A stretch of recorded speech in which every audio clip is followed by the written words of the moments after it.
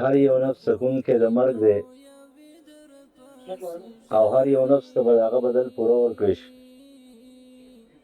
کامیاب انسان هغه دی چې هغه د جهنم د اور نه پسند کړی شي او جنت ته داخل کړی شي.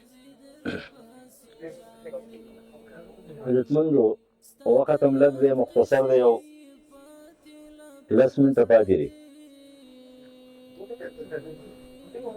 او د هر چا ټایم هم ډېر لږ دی. دا انسان پر دنیا کې ډېر کم وخت لپاره راغلی دی، ځکه دا زمانه پانی ده او دا دنیا پانی ده او د دې پانی دنیا څه ګارنټي نشته دی، بلکې هر سړي ته پکار دی چې هغه د مرګ ته تیار ګرځي. زمونږ دا مشر یو د جومات خادم و، د جومات په دې خدمتونو کې د جومات خدمت ډېر ګران کار دی. ځکه څوک د جومات خدمت کوي نو د ټولو خلکو ټارګېټ یو حال لري، هغه د جومات هم راوستی او دوی چې کومه دی نو هغه ټارګېټ کړی. د هغه غم دا چې د جومات صفایي او دوی وایي چې څښا دي. د هغه غم دا چې جومات ته پکې او دا بټن دې خرابه نه شي او بجلۍ بل مې زیاته را نه شي او دوی وایي چې نه د هر څه دې ګډوډ شي. نو د جومات خدمت ډېر ګران کار دی. نبي علیه السلام فرمایي چې کله یو سړي یو کس تاسو وکتلو دی د جومات خدمت کوي نو د ده لپاره د ایمان ګواهي تاسو ورکوي چې دا سړی ایماندار دی. ځکه چې قرآن کې الله تعالی فرمایي انما یعمر مساجد الله من آمن بالله والیوم الاخر. څوک چې جوماتونو د آبادۍ کوشش کوي او خدمت کوي دا ایماندار سړي کار دی چې الله مني او آخرت مني. عزتمند هغه خو یو بندو دنیا ته راغلی او ډېر ښه لاړو، الله ورله شهادت مرتبه ورکړه، بلکې د جومات په خدمت کې تللی او د جومات رنګ یې راوړو او د رنګ یې لګولو، هغې رنګ دپاره تللی و او ډېر خوشقسمته دا و چې روژه مو عام سړی روژه او عام سړی بوډای او عام سړی د جومات ته خدمت لپاره ځي په جهاد کې او الله ورله چې مرتبه د شهادت هم ورکړي. زمونږ خو د الله نه امید دی، فیصله نه شو کولی، خو امید هم دا دی انشاءالله چې الله وبخلي او الله تعالی دې ورله هم د شهادت دا مرتبه ورکړي. ډېر عاجزه خدمتګار و د جومات، عاجزه خدمتګار. ما و د حاجي صاحب ته کتله دا کوز جومات یې پاکولو هر څه یې صفا کړه.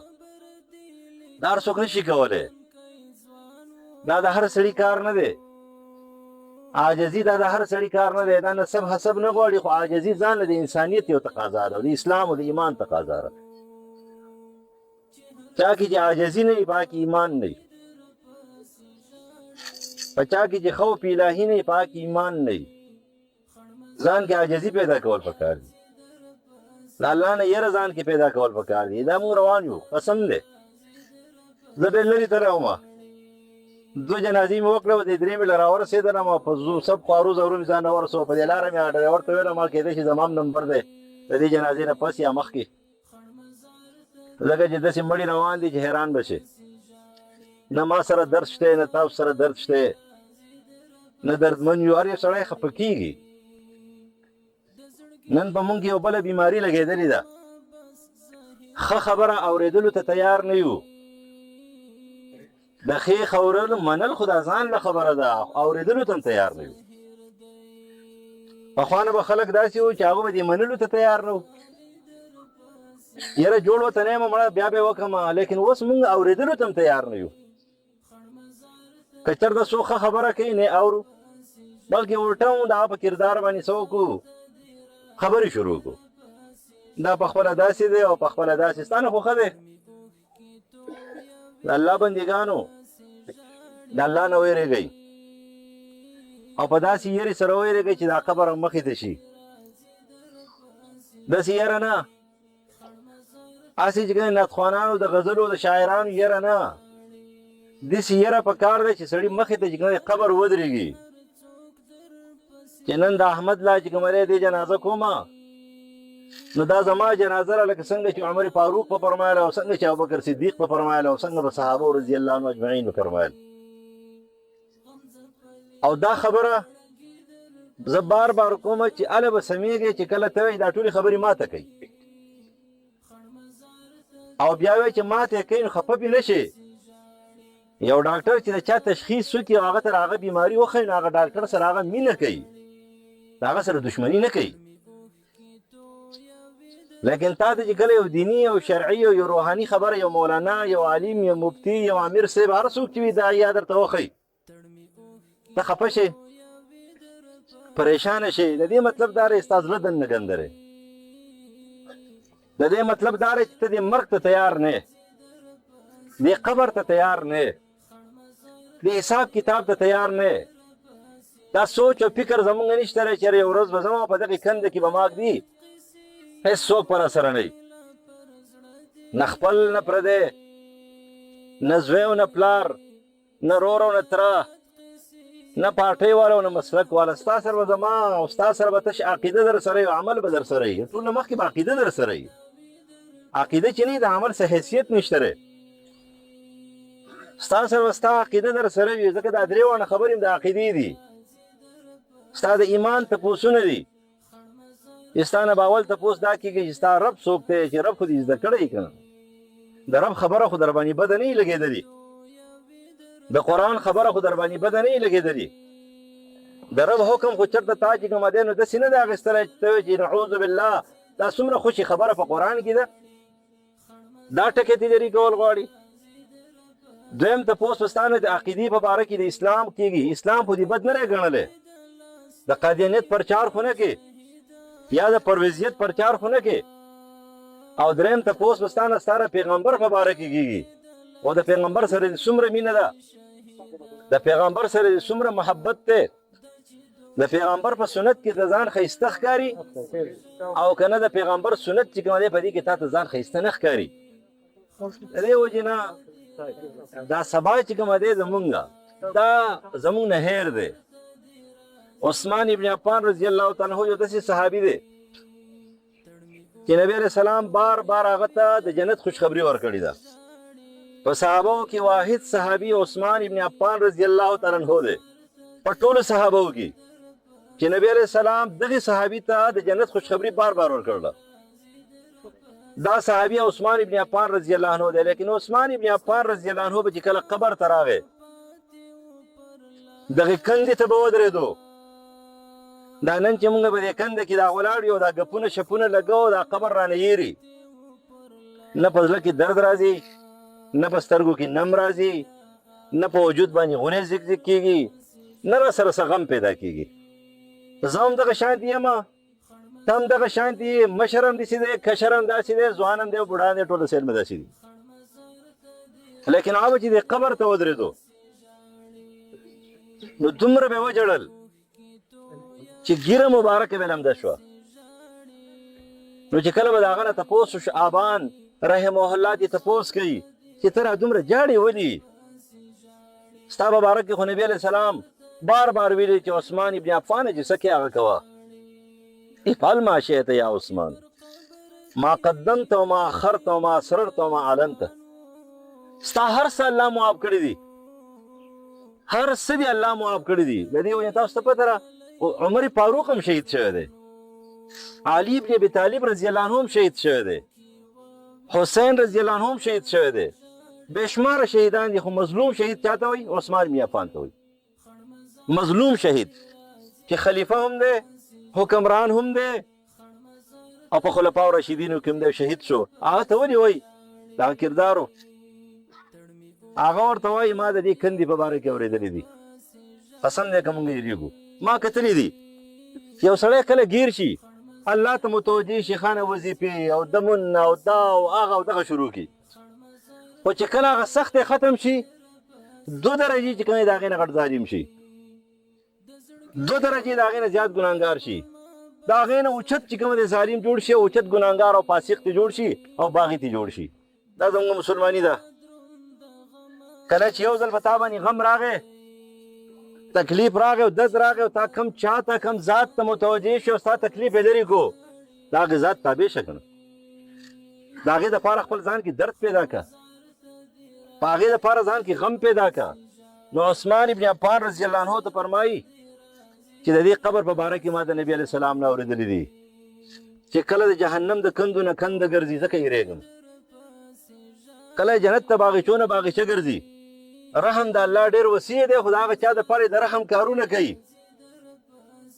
کم خلک د رحم کارونه نه کوي د هغه دپاره الله رحم نشته دی هغه غضب دی او قهر دی نن خپل ځان کې کتل پکار دي مونږ د رحم کارونه کوو او که نه کوو الله تعالی دې زموږ دا مشر وبخي الله یې د بخشش نصیب کړي ډېر خدمت یې جومات کړی دی شهید هم شو روژه هم و د جومات په خدمت کې تلی او رنګ یې راوړو جومات له د جومات په کار کې تلی و انشاءالله زموږ د الله نه امید دی الله وبخلی الله دې معاف کړي الله یې د بخشش نصیب کړي الله دې موږ ته سمه لار وښي ومان البلاغ صفونه برابر کړي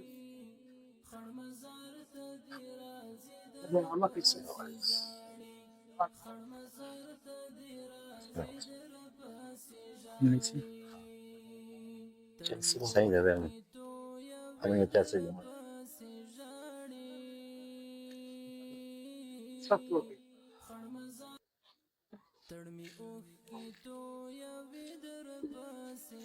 مخکې کې ها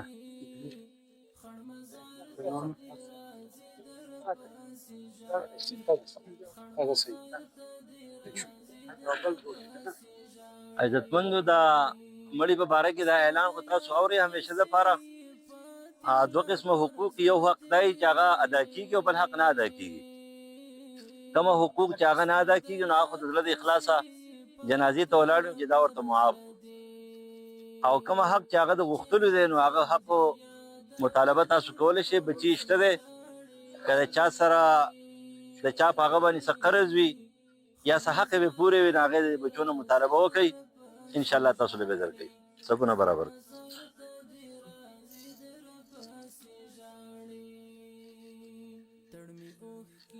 الله اکبر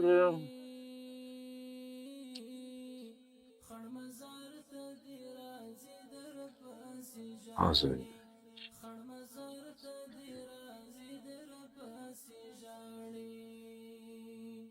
پر کتاب دې د لاس نخې دې شهیدا پر کتاب دې د لاس نخې دې شهیدا د چې دومره ښکلوي در پسې ژاړي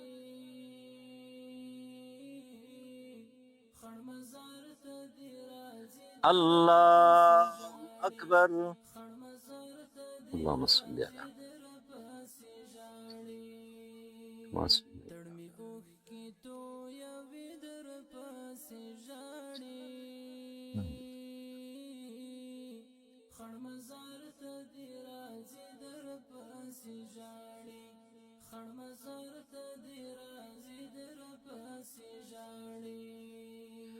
الله اکبر اللهم اکبر ستادب خو خاپونه پاتې و پر لاره ځکه بیا آهونه کړي در پسې ژاړي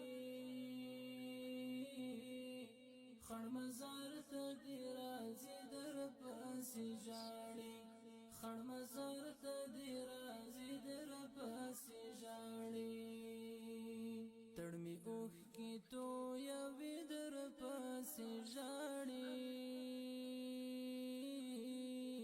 خړ مزار ته دې راځي در پسې ژاړي خړ مزار ته دې راځي در پسې ژاړي چې پر قبر دې لیکلی تنکی ځوان و چې پر قبر دې لیکلی تنکی ځوان و چې هر څوک یې وویني در پسې ژاړي الله اکبر السلام علیکم ورحمۃ الله. السلام علیکم ورحمۃ الله.